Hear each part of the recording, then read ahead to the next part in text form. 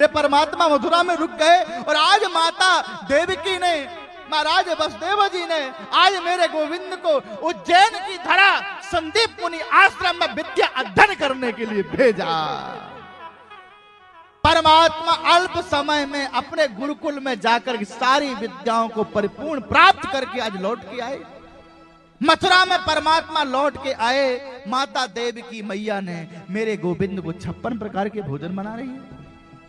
56 प्रकार के भोजनों को बना करके थाल में सजाया और थाल में सजाने के बाद आज गोविंद को खिलाने के लिए जा रही है। और जैसे महाराज, जैसे देवकी मैया मेरे गोविंद के कक्ष में भोजन लेकर के गई, और जब भोजन लेकर के गई तो क्या परिणाम हुआ महाराज? भोजन की थाल को मेरे कन्हैया ने देखा, भोजन की थाल को मेरे कन्हैया ने देखा, और जब कन्हैया ने देखा तो आंखों से अश्रु बहने लगे।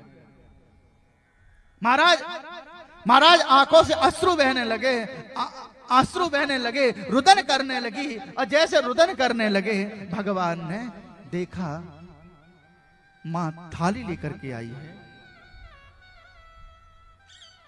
मेरे परमात्मा थाली को देखते ही माता यशोदा की याद आ गई।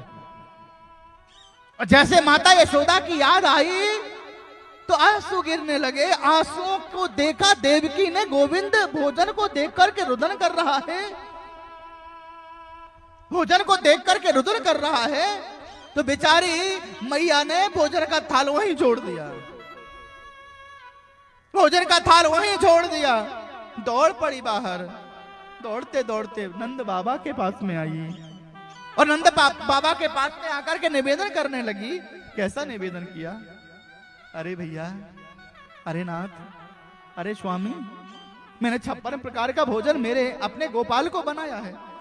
गोपाल ने भोजन देखते ही रुदन करने लगा। ऐसी कौन सी गलती भोजन बनाने में हमसे हो गई? इस गलती को ठाकुर ने स्वीकार कर लिया और रुदन करने लग गए।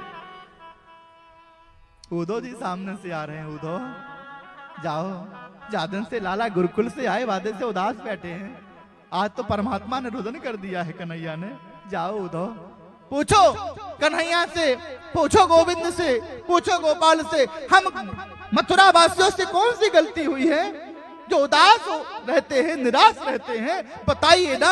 अरे महाराज बताइए, अगर हमसे कोई गलती हुई होगी तो हम गलती को सुधारने का प्रयास करेंगे। उद्धव जी परमात्मा के पास में गए, कन्हैया के पास में गए, और कन्हैया के पास में जब परमात्मा गए, उद्धव जी गए, निवेदन किया। उद्धव निवेदन करते हैं। उद्धव ने कहा, कृष्ण